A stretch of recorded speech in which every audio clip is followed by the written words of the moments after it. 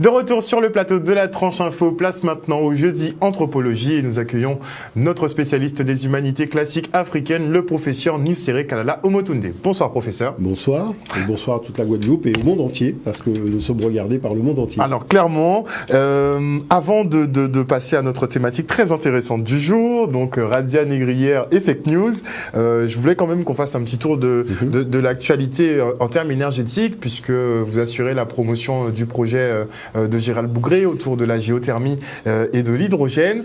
Et j'ai trouvé ça particulièrement intéressant d'en parler aujourd'hui, puisque il y a quelques jours à peine, la société Engie donc, a lancé le premier bus à hydrogène de France. Ils sont tout fiers, ils sont extrêmement fiers d'avoir un véhicule, ce nouveau type de véhicule un peu plus propre.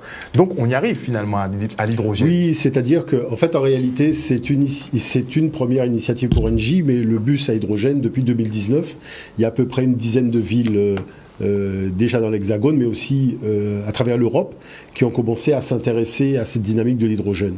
Là, il faut bien comprendre une chose, parce que c'est vrai que il faut tout simplement faire comprendre au grand public, donc faire comprendre au peuple guadeloupéen, que nous sommes véritablement à un vrai carrefour technologique, économique, financier et aussi sur le plan social.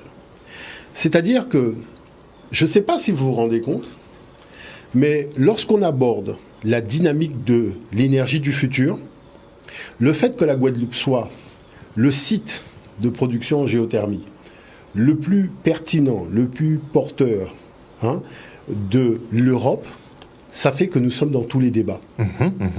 Nous sommes dans tous les débats, mais nous n'avons pas confiance parce que nous sommes encore dans le petit ronron habituel, oui, c'est la pauvreté, c'est machin. Il faut bien comprendre que je peux vous promettre que dans 10 ans, ces choses-là n'existeront plus ici. Parce que beaucoup de hauts responsables à travers le monde parlent de la Guadeloupe comme étant le prochain Qatar financier de la planète. C'est-à-dire que quand des choses comme ça, et oui, on en parlait avec M. Bougré, quand des choses comme ça sont dites lors d'un certain nombre de sessions, ça veut dire que tous les feux vont être braqués sur nous, mais pour le potentiel économico-financier que nous représentons. Ce que vous avez aujourd'hui avec Bouillante, c'est les cacahuètes et les pistaches. Tout le monde le sait. D'accord ? Et pour des cacahuètes et des pistaches, c'est déjà beaucoup, en termes de millions. D'accord ? Mais je dirais, il y a quand même l'Eldorado est à venir. Et il faut que, véritablement, non seulement que les adultes qui ont des enfants commencent à prendre sérieusement cette affaire-là, puisque à l'université, on a une filière de géothermie, mais il n'y a pas d'étudiants. Vous voyez ? C'est-à-dire, la chose, elle est là, mais il n'y a pas d'étudiants. Alors, la deuxième chose qu'il faut voir, c'est qu'il y a les protocoles, protocole de Paris, protocole de Kyoto, tous ces protocoles, qui demandent aux grandes nations de réduire leur production de gaz à effet de serre. Mais vous savez que même en Chine, on s'aperçoit que le gouvernement est obligé de sanctionner un certain nombre de régions, un certain nombre d'industries, parce que finalement, les engagements ne sont pas tenus. Les engagements ne sont à peu près pas tenus partout à travers le monde. Bon. On assiste même à des blackouts en ce moment en Chine. Totalement. Et on va y revenir, parce que la réalité de cette affaire-là, c'est que nous, on se trouve dans une position de leader mondial. Il faut bien le comprendre. Nous sommes dans on n'en a pas conscience. C'est-à-dire qu'on est en train de parler d'histoire de dormir debout, de faire des petites marches au rabais, alors que là, on est dans une situation au-delà du réel. Écoutez, tous les prix vont augmenter. On le voit avec le prix du gaz, on le voit. C'est-à-dire que tout va augmenter. C'est-à-dire que prenez les magazines économiques. D'ailleurs, on publiera un certain nombre de choses sur le site internet qu'on est en train de finaliser avec M. Bougré. Très bien. Tous les prix de distribution et de production d'énergie sont en train d'augmenter. Le gaz, le pétrole, enfin c'est un truc de malade. Et nous avons la possibilité de nous soustraire à l'inflation financière énergétique pour tout simplement pouvoir être autosuffisants et même fournir de l'électricité à nos nombreux pays, que ce soit la Caraïbe et ailleurs. Donc ça, c'est quelque chose qui est relativement important. Mais il faut aussi que nous ayons une expertise pour pouvoir conseiller un certain nombre de pays. Vous avez vu, par exemple, que le Kenya a commencé à lancer sa réflexion en géothermie, l'Éthiopie a commencé à lancer sa réflexion en géothermie, et la chose, c'est qu'il faut bien que le monde noir maîtrise un secteur technologique. On ne va pas toujours faire tous les matchs à l'étranger, il faut faire des matchs à domicile aussi. Donc, ce qui veut dire qu'il faut être sérieux. Les grandes nations, et nous pouvons nous considérer comme une grande nation, le monde noir est une grande nation, mais elle doit l'assumer aussi sur le terrain technologique, parce que ce terrain technologique nous permettra demain, au lieu de discuter des histoires de francs CFA et compagnie, de toute façon c'est nous qui avons le potentiel pour fournir l'énergie, donc c'est nous qui allons gérer toutes ces affaires-là très bientôt, puisque parlons du problème chinois. La Chine fait de l'électricité à partir du charbon, à partir du gaz. D'accord ? Mais il faut savoir que bon, le gaz... Le charbon, bon, on ne va pas revenir sur c'est obsolète, côté, clairement. Et puis, polluant d'affaires. C'est polluant, obsolète, c'est même pas Le envisageable. gaz, c'est aussi une dynamique. Bon. Mais il n'en demeure pas moins qu'aujourd'hui, on a été bloqué pendant une année, voire plus, au niveau de l'activité économique qui a été complètement mise à l'arrêt. Et cette activité est en train de repartir. Et quand cette activité repart, vous avez une demande en énergie, puisque la Chine reçoit des contrats de peu partout à travers le monde. Donc il y a une demande en énergie pour pouvoir produire tous les biens de consommation et tout ce qu'elle a l'habitude de produire. Donc ça fait une surchauffe. Ça fait une surchauffe en termes d'énergie. Et donc ils sont obligés de rationner. Donc on est aujourd'hui tout simplement dans une politique où on rationne l'énergie par rapport à telle industrie, par rapport à telle région, par rapport aux ménages. Hein, la grande lutte, c'est de faire en sorte que ça soit l'industrie qui supporte l'augmentation des coûts de l'énergie et pas les ménages. Mais on voit bien qu'il y a un moment... Ça va se répercuter sur les ménages. Ça va se répercuter sur les ménages. Bon, ce genre de discussion n'aura même pas lieu en France, puisque de toute façon, il y a les vaches à lait habituelles qui sont là pour... Bon. Mais toujours est-il que la chose qui se passe, c'est que tout ça nous permet de voir vers quel monde nous tendons en matière de production d'énergie. On a les bus qui sont à hydrogène, qui commencent à se répandre partout, d'accord ? Mais il faut savoir que l'Europe produit de l'hydrogène, d'accord ? Mais dans des conditions problématiques par rapport aux accords qu'elle a signés. Parce que la chose, c'est que l'hydrogène, il faut produire de l'électricité.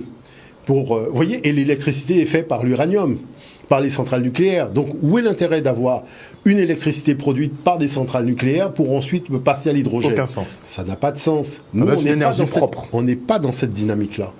On n'est pas dans cette dynamique-là. Et c'est pour cette raison qu'il faut véritablement comprendre que la Guadeloupe ne sera pas épargnée. On n'a pas été épargné par le Covid. On ne sera pas épargné par ces problèmes-là. Mais la chose, c'est qu'il faut apprendre à anticiper.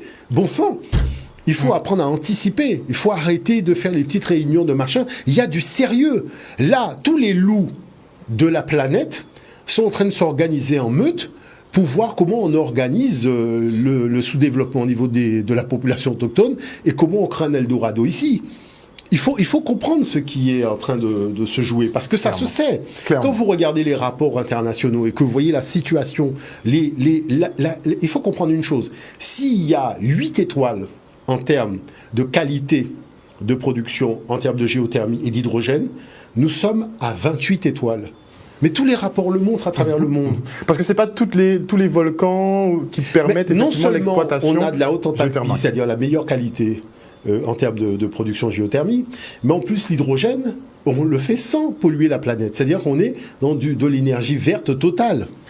Donc à partir de ce moment-là, la deuxième chose qui a été prévue, et qui est l'enjeu aussi de tout cela, c'est qu'on puisse être dans une situation de zéro chômeur et de zéro RSA. Moi, je suis un anti-RSA. Qu'est-ce que je dis ? Qu'est-ce que j'entends par là, un anti-RSA ? C'est parce que nous avons la possibilité, ensemble, de pouvoir développer un secteur d'activité à grande échelle en utilisant les compétences de tous. Il n'y a pas d'être humain non intelligent sur Terre. C'est sûr. Tous les êtres humains sont intelligents. Vous voyez, et je tiens quand même à rappeler que, à mon avis, les plus fertiles en capacité d'imagination et de réflexion sont déjà ceux qui n'ont pas été à l'école, parce qu'ils ne sont pas formatés. Vous voyez, ce sont des discussions que j'avais à Paris avec certains membres de l'élite, c'est-à-dire qu'il y a un formatage qui se fait de façon... Même en football, Michel Platini l'a dit. Michel Platini a dit qu'à partir du moment où on a commencé à mettre les gamins tout tout petits dans des académies de foot, en les empêchant de jouer dans le quartier, au bas du quartier ou à la plage, comme on avait l'habitude de faire. On le voit au niveau du football brésilien. On a un football qui est un petit peu plus carré, plus cadenassé, par rapport au football un peu fantaisie qu'on avait avant. Et quand vous avez un Neymar qui fait une petite fantaisie, on va vous dire, oui, mais est-ce que c'est le moment en plein match de... Mais c'est ça, c'est-à-dire, il y a le côté fun quand même. Et un minimum. Voilà, c'est-à-dire que ça devient quelque chose d'un peu mécanique et ça enlève au sport sa beauté. Donc c'est pour ça que je dis que c'est une coopération de tous dans toutes les agglomérations des communes et toutes les communes de la Guadeloupe. Il y a des projets qui leur permettront non seulement de développer leur potentiel territorial, mais aussi de pouvoir participer à un enjeu qui sera un petit peu plus international. D'accord ? Parce qu'on a beaucoup d'atouts à faire valoir, sans compter aussi la dimension au niveau du professeur Henri Joseph et des moyens dont il a besoin pour pouvoir développer tout ça, et les TPE qui sont en train de pleurer auprès des banques, alors que demain on aura plus d'argent que les banques. Il faut bien comprendre une chose, c'est-à-dire qu'il faut comprendre les enjeux. L'ère du verso, inversion. C'est inversion. Inversion. D'accord. L'ère du verso, c'est ça. Ce qui est en haut devient ce qui est en bas, et ce qui est en bas sera ce qui sera en haut. Voilà, c'est tout. Il faut le comprendre. On va partir donc pour notre cours qui est sur les razzias négrières. Apparemment, visiblement, tout ce qu'on a raconté sur les razzias négrières n'était pas tout à fait juste. C'est-à-dire qu'on a un terrain d'expression des fake news, c'est l'historiographie des razzias négrières et de l'esclavage. Vous voyez bien que dans ce territoire, il y a une terminologie parce qu'il s'agit de défendre le point de vue africain. D'accord ? Pourquoi c'est important de défendre le point de vue africain ? C'est parce que déjà c'est une histoire qui a mis en relation l'Europe et l'Afrique. Mais c'est l'Europe qui est jugée partie dans l'historiographie de cette affaire et qui raconte des histoires d'Homer debout. D'accord ?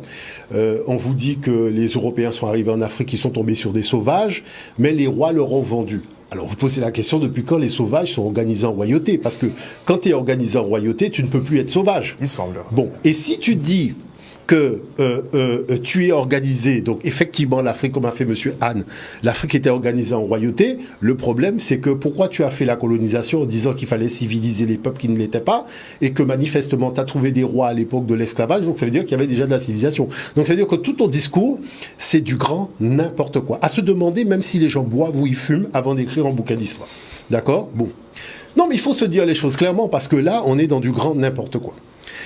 Mais puisque tout le monde parle de fake news, il faut savoir que l'historiographie des razzias négrières, je ne dis pas traite, razzias négrières, parce que nous avons tout simplement une terminologie qui n'est pas la terminologie de l'adversaire, d'accord ? Qui raconte n'importe quoi, je le rappelle. Bon. Donc à partir de ce moment-là, il faut comprendre que là, ça devient une histoire qui concerne tout simplement l'honneur des Africains. L'honneur des souverains africains. Parce que on veut affubler l'Afrique, depuis Pharaon, d'un vaste continent qui n'apportait que des voleurs à la gestion des États, des gens qui coupaient, qui détalaient. Il faut savoir que toute l'organisation politique que vous avez aujourd'hui en Afrique, qu'on appelle les États, c'est la fabrication de la conférence de Berlin. D'accord ? Où les Européens se sont partagés l'Afrique et ont mis des gens qui sont des préfets et qui sont là pour gérer leurs intérêts dans leur continent africain. La preuve, c'est qu'ils ont installé leur propre monnaie.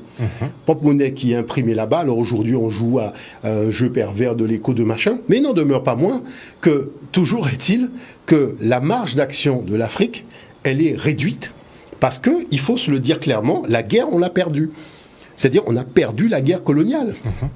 Donc on a perdu la guerre coloniale, on a eu la sanction que Hitler avait appliquée aux pays européens quand l'Allemagne nazie avait vaincu.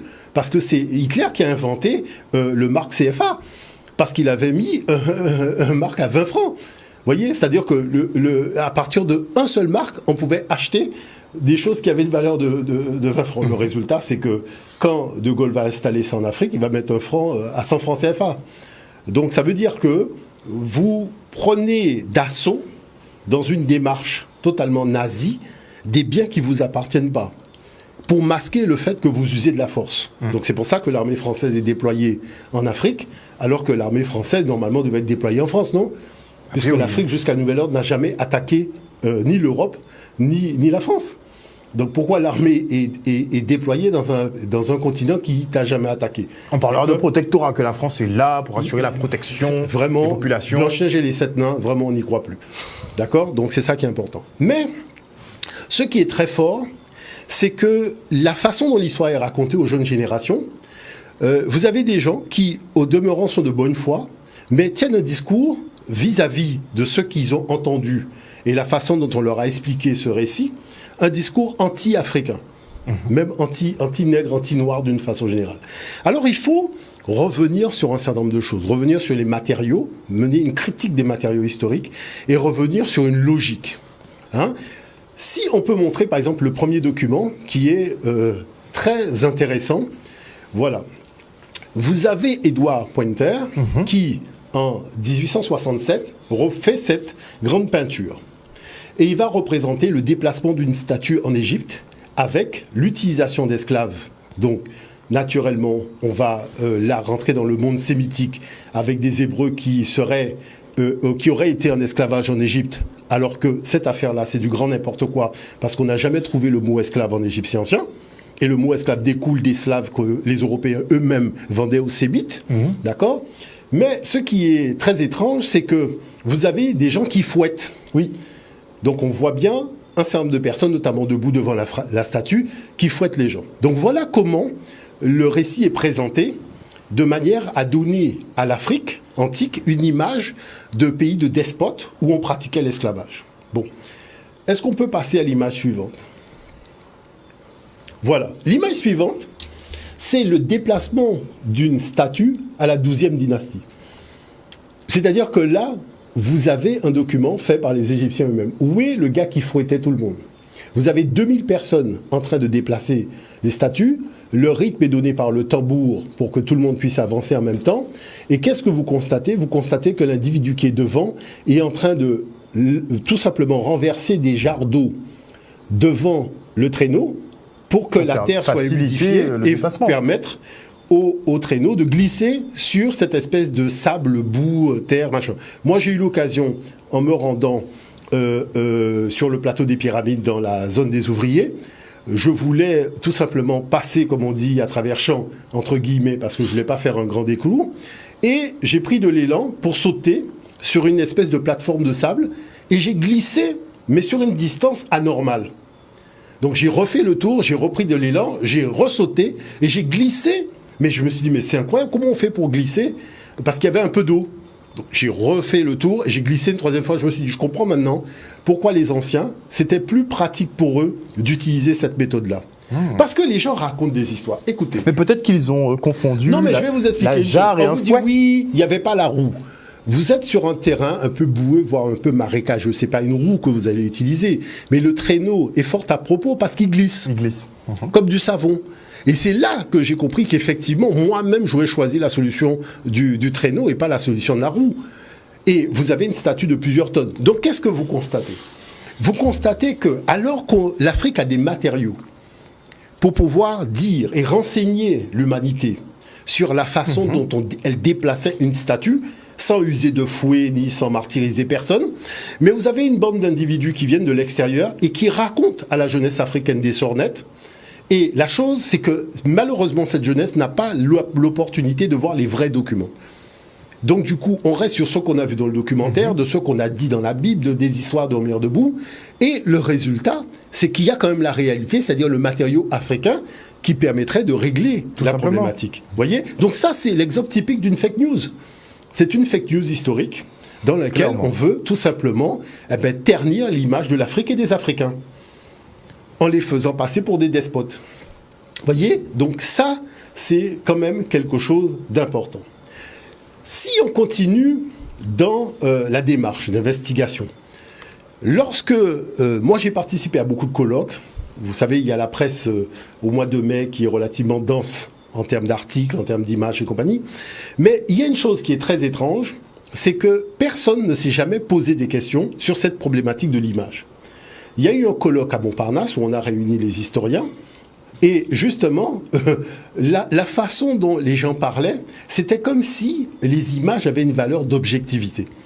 Or, ces images n'ont aucune valeur d'objectivité, c'est de la propagande. Alors, prenons le temps de regarder le document suivant, de manière à rentrer dans la problématique de la critique des images. Très bien.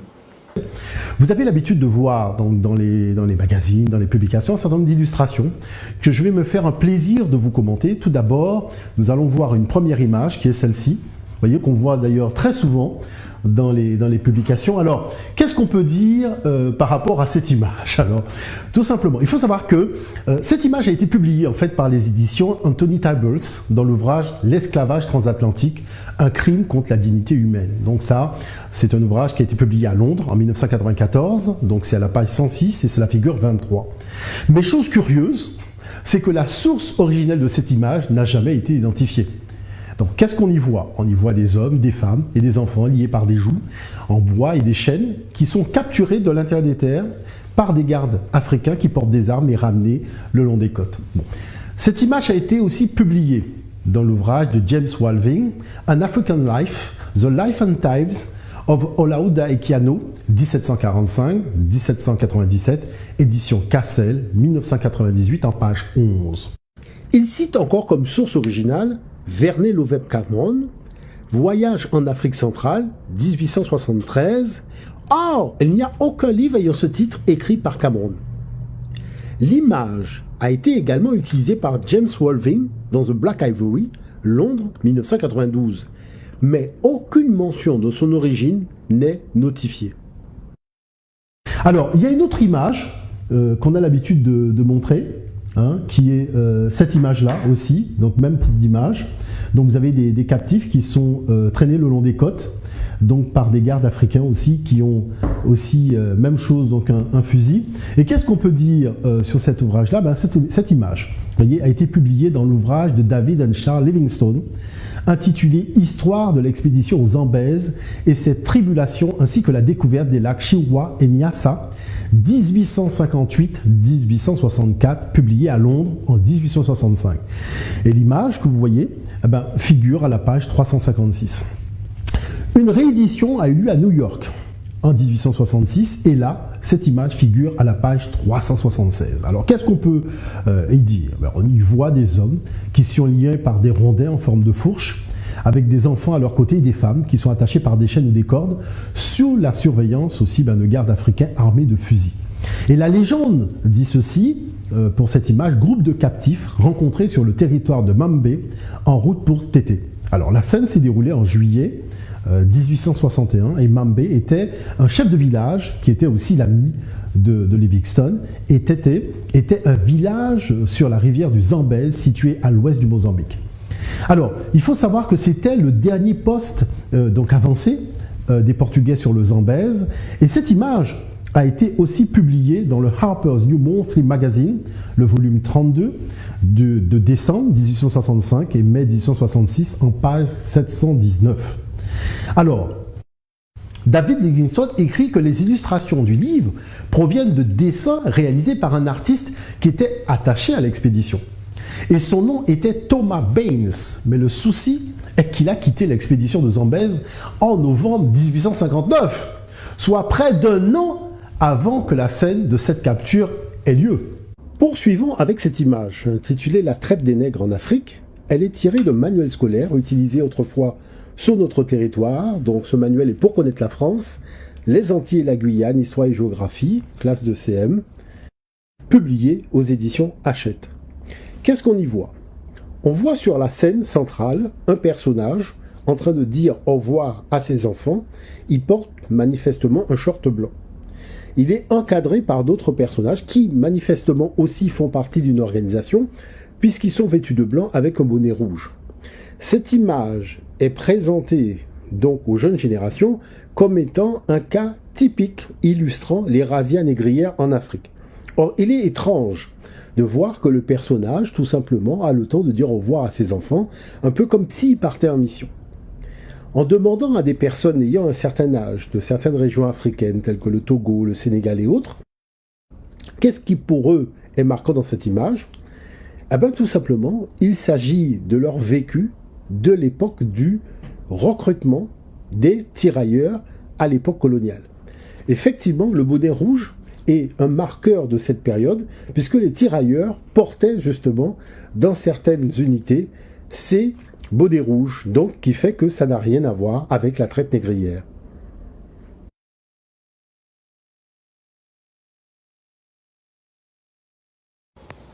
Donc des anachronismes, des détails de l'histoire. Voilà, c'est-à-dire que on va revenir à la base, d'accord? Il faut comprendre le truc. Bon. La chose, c'est que les familles bordelaises, nantaises et autres, qui ont investi leurs finances dans le commerce des razzias négrières, c'est pas quelque chose que vous pouvez aborder comme ça, puisqu'ils connaissent bien la nature de l'affaire. D'accord? Je tiens quand même à rappeler que j'ai eu l'occasion de participer dans un colloque à Nantes, donc qui était organisé par la mairie, d'ailleurs monsieur le maire était présent, et j'ai entendu un niveau de sornette qui dépasse l'entendement, c'est-à-dire que j'ai dû demander aux gens est-ce qu'ils sont venus quand même avec leur système de réflexion. Parce que, regardez, vous avez des Nantais qui disent que, oui, je ne suis pas responsable de ce que mon arrière-grand-père a fait, parce que la problématique de fond, c'est que je ne l'ai pas connu. Ok. Mais quand il va voir le notaire de Nantes pour hériter de la fortune de ce grand-père qu'il n'a pas connu, bizarrement, son amnésie disparaît. Devant le notaire nantais, il reconnaît finalement ce grand-père qui n'a jamais connu arrière-grand-père, qui va hériter tous les biens. Donc la chose, c'est que si la discussion est préférable avec deux notaires, on a des notaires en Guadeloupe, en Martinique, en Guyane, en Afrique et autres, hein, puisque manifestement, devant le notaire, c'est là où tout le monde retrouve la raison. Le deuxième problème de fond, c'est de dire que c'est un problème de la royauté et que la République ne peut pas payer pour la royauté. Mais c'est du grand n'importe quoi.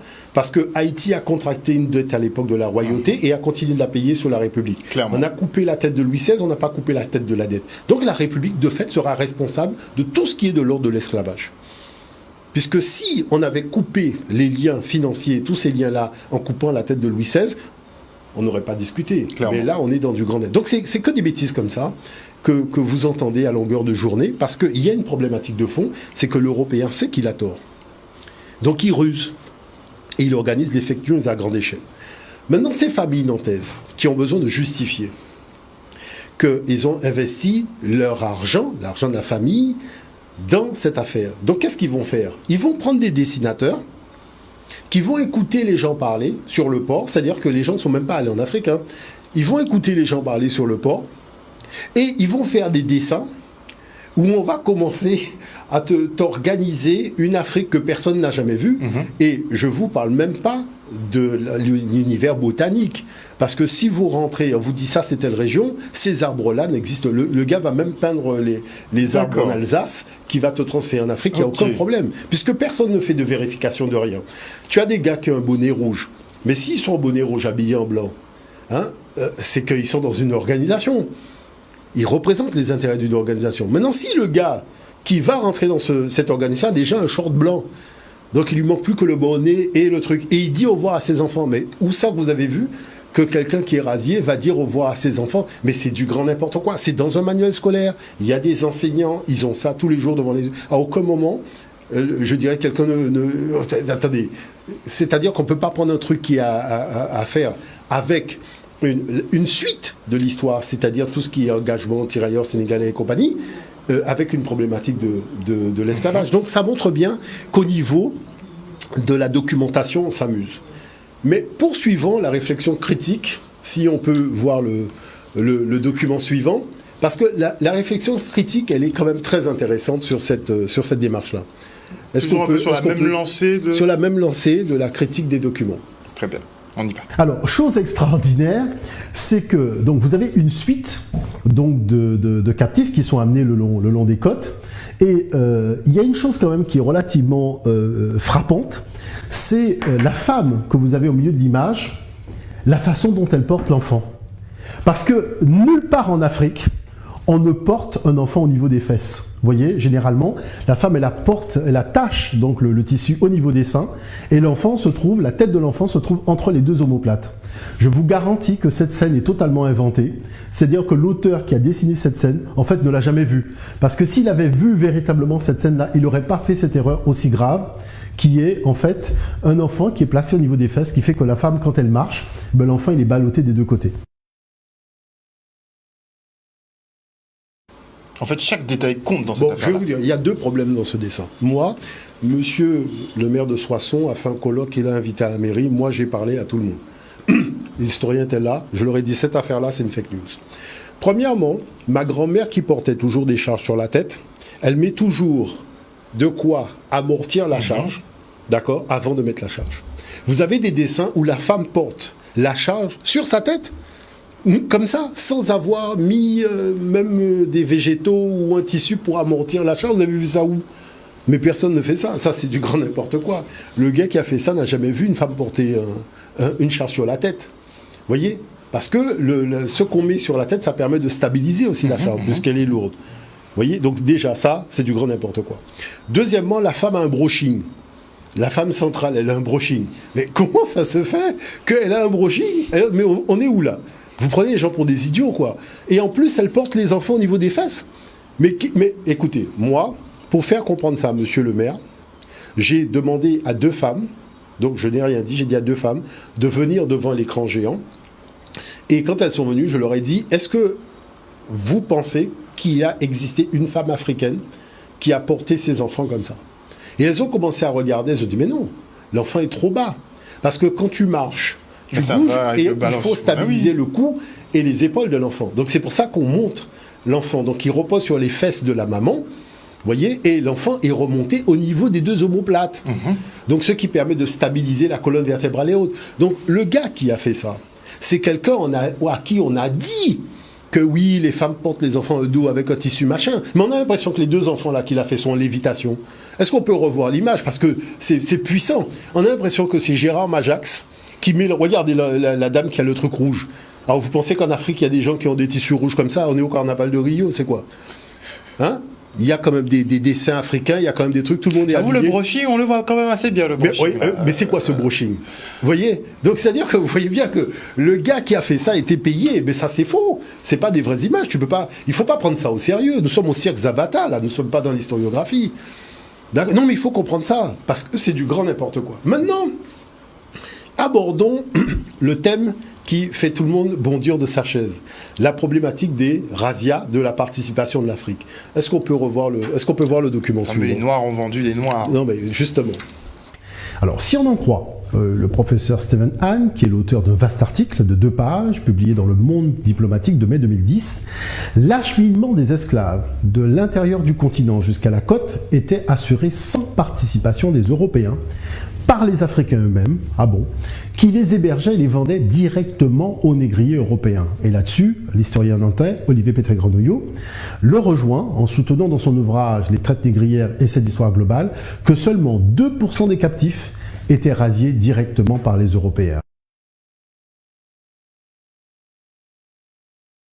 Pour qu'en réalité, l'acheminement des captifs soit une affaire africo-africaine et qu'il n'y ait que 2% de participation européenne, encore faut-il nous donner l'adresse de l'usine qui fabriquait les fusils en Afrique à cette époque-là, c'est-à-dire au moins les coordonnées GPS de l'usine qui, en Afrique noire, fabriquait ces fusils et ces munitions.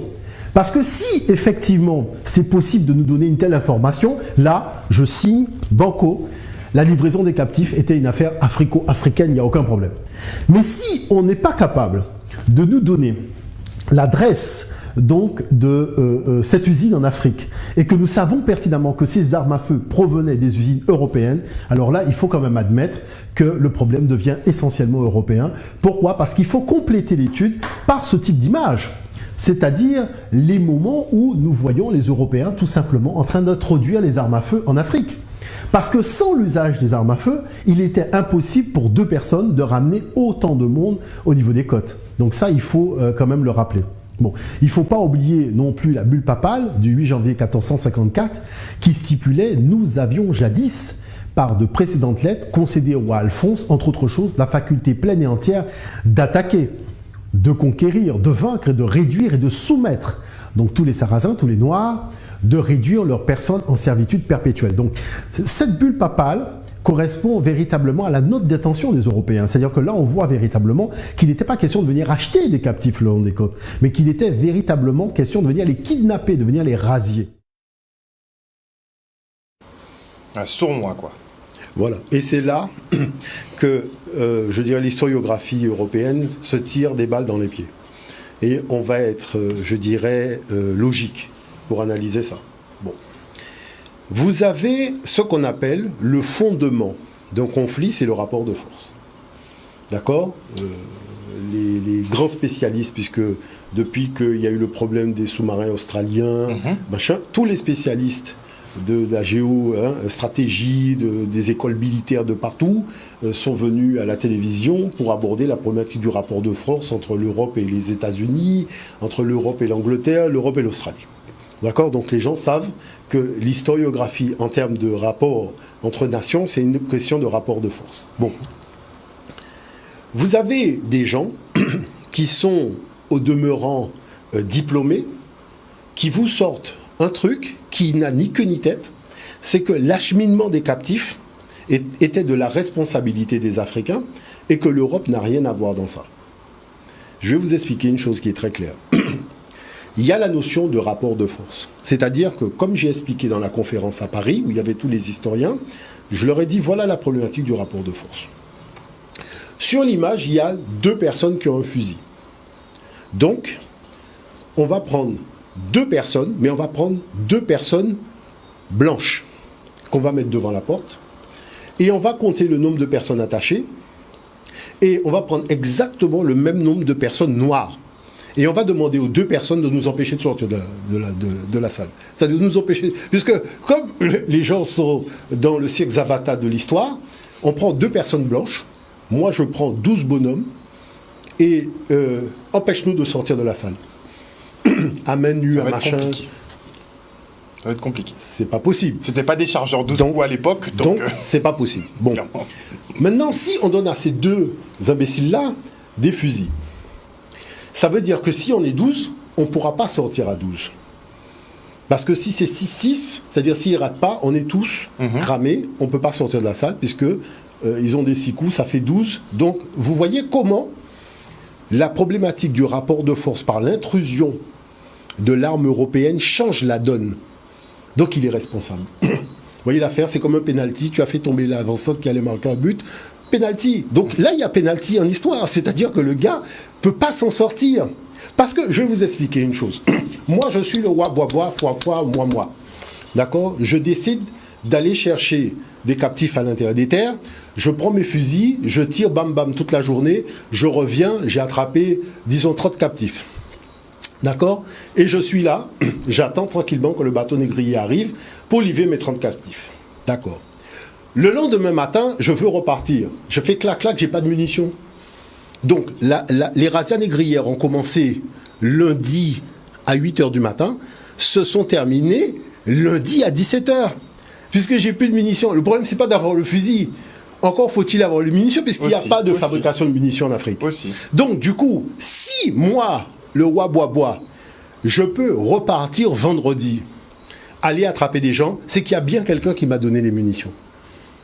Vous voyez ? Parce que, je vais vous dire le problème de l'histoire de l'Afrique et de l'Europe. Le problème de l'histoire de l'Afrique et de l'Europe et de l'histoire de l'humanité, depuis l'intrusion des Occidentaux dans l'histoire de l'humanité, c'est qu'ils donnent les moyens à ceux qui sont animés de mauvaises intentions. Et c'est pour ça que le monde va mal. C'est-à-dire non reçus à travers l'histoire que ceux qui étaient animés de mauvaises intentions pour les Amériques, de mauvaises intentions pour l'Afrique, de mauvaises intentions pour le Pacifique et de mauvaises intentions pour l'Australie. Comme un peu le fait d'armer des Parce que, tout simplement, le rapport de force était en leur faveur. Est-ce que vous comprenez l'affaire ? Donc à partir du moment où ils peuvent imposer ce rapport de force, mais tous les spécialistes en géographie, en géopolitique, militaire et compagnie, vous le disent, que le premier pan de l'histoire vraiment, où vous avez ce rapport de force à grande échelle, c'est l'histoire des razzias négrières. Parce que, je vais vous expliquer quelque chose qu'il faut quand même arriver à comprendre. Ne croyez pas que les souverains africains, et surtout les guerriers, les chevaliers, soient partis en courant, en voyant les armes. Mais regardez les histoires de Shaka Zulu. Les gens ont été au combat. Ils ont été. Et il y a une chose qu'on ne dit jamais, qu'on ne montre jamais. C'est les châteaux forts qu'on a construits le long des côtes africaines, comme disent certains historiens européens eux-mêmes, à une distance de vol de Fokono. C'est-à-dire, ils ne disent même pas de faucon, à une distance de vol de Fokono. Alors, vous avez des châteaux forts le long des côtes partout. On montre dans les documentaires l'histoire de l'Afrique, les Européens arrivent, il n'y a pas de château fort sur leur carte, alors qu'il y avait des châteaux forts partout. Voyez, mais moi-même, je suis encore le roi Bois-Bois. J'ai 30 captifs que j'ai ramenés le long des côtes. Vous avez le château fort danois, le château fort anglais, le château fort portugais, le château fort français. Je passe où, moi, pour aller... Donc, si c'est un négrier portugais, vous pensez que je vais pouvoir passer par le château fort danois pour aller donner au truc? Vous voyez pas que les gens racontent n'importe quoi. Les gens racontent n'importe quoi parce que les souverains n'avaient même plus accès à la mer. La mer, il y avait des châteaux forts. Maintenant, vous allez demander, oui, mais comment je vais vous expliquer les choses, il faut comprendre les choses. Ces gens ont un mode de fonctionnement, c'est-à-dire qu'ils vont chercher des prisonniers et ils leur disent, soit vous poursuivez votre peine en prison, soit vous allez territoire africain ou territoire du Pacifique ou territoire américain. Donc c'est ça, c'est-à-dire c'est tous les renégats européens donc qu'on envoie sur ces territoires-là en leur disant voilà, vous ne reviendrez plus en Europe mais vous allez collaborer à cette affaire. Bon, qu'est-ce qui se passe? Ils vont prendre de force des femmes noires avec lesquelles ils auront des enfants métis. Ces enfants métis, ils vont les laisser, histoire qu'ils apprennent un peu les mœurs, un peu la langue et compagnie. Après, ils les envoient en Europe. En Europe, ils reçoivent une éducation militaire, ils reçoivent une éducation de la couronne de l'Angleterre, de la couronne de France ou de la couronne du Portugal, la couronne espagnole. On les renvoie en Afrique, on vous montre un document, on vous dit oui, regardez, c'est la preuve que ce sont les Africains. Mais vous avez vu que ceux qui portent des armes ne sont pas habillés à l'africaine, ce ne sont pas des Africains. Ces gens-là n'ont pas grandi en Afrique.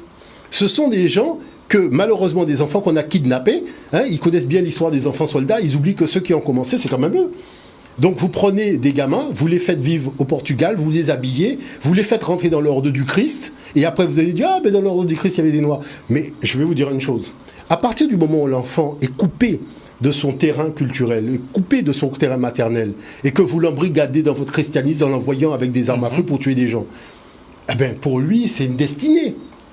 Il y a eu des gens qui se sont rebellés contre ça. Mais la chose, c'est qu'il ne faut pas présenter un individu noir en disant que c'est l'Afrique. Parce que quand on va sortir le nom de comment cet individu est appelé dans les documents, Ian McIntosh ou Roberto da Silva. Attends, depuis quand les gens d'Afrique s'appellent Roberto da Silva? Vous comprenez ce que je veux dire par là? Et donc c'est sur la base d'escroqueries comme cela qu'on vient parler de traite négrière. Mais quelle traite négrière? Ce sont des razzias. Écoutez, soyons quand même un peu sérieux. Et les Portugais expliquent ça bien dans leur documentation. Moi, j'ai assisté à des débats entre les historiens portugais et les historiens français. Quand vous avez vaincu les Arabes en Europe, donc vous avez chassé les Arabes de la péninsule ibérique et du sud de l'Europe, d'accord? Donc ça veut dire que vous commencez à être un peu fier de votre possibilité d'imposer un rapport de force. Vous avez développé de la technologie pour pouvoir chasser ces gens-là de chez vous. Vous arrivez en Afrique avec quelqu'un qui a des flèches et des fusils, enfin qui a des flèches et des couteaux et des lances, vous avez les fusils et vous allez discuter d'égal à égal. Non, je vous dirai une chose. Pourquoi ça arrive? Il faudrait ouvrir la tête de l'occidental, enlever son cerveau et mettre un autre cerveau. Mais tout autant qu'il aura un cerveau d'occidental, c'est comme ça qu'il est. Vous comprenez ce que je veux dire par là? C'est-à-dire que partout où vous le voyez, sur les territoires, donc vous allez discuter avec les Inuits, ce sera le même problème. Vous descendez voir les aborigènes en Australie, c'est le même problème. Toujours la prédation. C'est-à-dire qu'il a le rapport de force en sa faveur. Le gars va pas discuter combien tu vends ton truc. Autrement, le franc CFA n'existait pas. Vous comprenez ce que je veux dire par là? Donc la chose, c'est que quel est l'enjeu? Parce qu'il faut comprendre quel est l'enjeu de cela. L'enjeu de tout cela, c'est de paralyser la conscience africaine dans un passé qui n'est jamais arrivé. C'est-à-dire c'est une invention pure. Ce passé-là, ça, mais on peut le démonter en pièces détachées, petit morceau par petit morceau. Parce que les arguments sont nuls et non avenus. Vous voyez? C'est pour ça qu'ils discutent entre occidentaux. Ou avec des Africains qui payent le salaire, comme j'ai eu l'occasion de voir dans certains colloques, où vous avez des historiens français qui ont écrit des livres en disant qu'il n'y avait pas d'énuques dans des royaumes africains, royaume de Ghana et compagnie, que ces eunuques-là sont arrivés avec l'arrivée des Arabes, et vous avez un historien africain qui vient dire qu'il y avait des eunuques avant, et le gars qui a écrit le bouquin ne se lève pas pour dire « mais qu'est-ce que vous racontez, puisque ça c'est faux ». Maintenant, je me penche dans mon sac pour prendre le livre donc écrit par cet historien français, sur cette problématique des eunuques, pour lui lire ce qu'il a écrit lui-même dans son bouquin. Tout le monde a disparu, c'est-à-dire le temps de prendre le livre, d'ouvrir la page tout le monde a disparu du plateau. Je pars à la recherche de ces gens à travers les couloirs et compagnie. Disparu. Ce sont des intervenants ninja. C'est-à-dire c'est du jamais vu. Vous voyez ? Et quand même ce monsieur, il a écrit quand même un bouquin sur les châteaux forts qui est très intéressant. Et la chose, c'est qu'il a demandé l'aide de l'UNESCO. Moi, j'étais là le jour où l'UNESCO l'a reçu. On a discuté de son truc pour être un peu en partenariat sur les routes de l'esclave de l'UNESCO. Donc, tu ne peux pas faire ça, être dans un débat, et tu renies ce que toi-même tu as écrit dans ton propre bouquin. C'est du grand n'importe quoi. Vous voyez, donc, la chose, c'est qu'il y a une deuxième problématique. C'est-à-dire que vous savez que le passé a un aspect galvanisant. Donc, c'est-à-dire que quand vous avez réglé vos paramètres de votre historiographie du passé, vous avez tout simplement un appui pour pouvoir prendre de l'élan et partir. Mais comme tout est dans le flou artistique, tu ne sais pas qui est qui, comment les choses se sont passées, et puis on entretient aussi des histoires dignes du cirque Zavata, donc ça fait qu'il y a cette espèce de on tourne en rond dans la tête, donc on finit par tourner en rond dans la vie. D'où cette propension à montrer, chaque fois que vous voyez un noir dans un film, il a toujours un fusil à la main. Il ne peut pas avoir un bouquin, il ne peut pas avoir un ordinateur, non, il faut qu'il ait un fusil. C'est du jamais vu. Et même quand on donne à certains jeunes de chez nous la possibilité de réaliser une mini-série ou un court-métrage, il faut qu'ils mettent un fusil dans la main de quelqu'un. Vous comprenez ce que je veux dire par là ? Très bien. C'est-à-dire, il va prendre un jeune, il faut qu'il lui mette un fusil, parce qu'on l'a programmé pour ça. C'est-à-dire qu'on te donne les moyens de montrer autre chose que ton programme que tu as reçu depuis que tu étais fœtus, tu sors le programme. Donc tu ne participes pas à l'amélioration des choses. L'autre chose qui est importante, c'est qu'en créant des dissensions entre nous et l'Afrique, entre les Africains, les ci, les ça, on paralyse l'Afrique dans le fait de décréter un projet commun, dans cette idée d'unité africaine. Parce que l'Asie a fait son unité, l'Europe a fait son unité, les États-Unis d'Amérique, on ne va pas organiser la division panafricaine. Est-ce que vous voyez l'affaire ? Donc c'est cela, en disant que oui, les nègres ont vendu, les nègres, les machins. Mais où les nègres ont vendu les nègres ? Ce nègre-là qui a vendu était africain. Regarde comment il s'appelle, Ian McIntosh, c'est un nom africain. Regarde comment il est habillé. Certains ont même une pipe. Des pipes que vous aviez en Espagne, des pipes que vous avez au Portugal. C'est-à-dire qu'il faut voir quand même comment les choses étaient. Et pourtant, les royaumes africains attaquaient les châteaux forts. Les royaumes africains arrivaient à prendre le château fort. Vous voyez, ils arrivaient à prendre les châteaux forts. Et comment la problématique des châteaux forts a perduré ?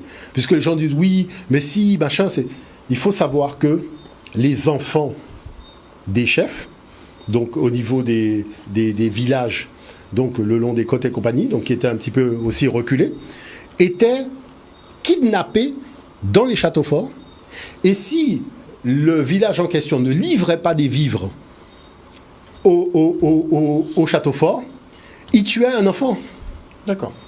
Donc, et je peux vous montrer ça très simplement, il y avait des canons sur les châteaux forts qui étaient orientés vers l'intérieur des terres africaines.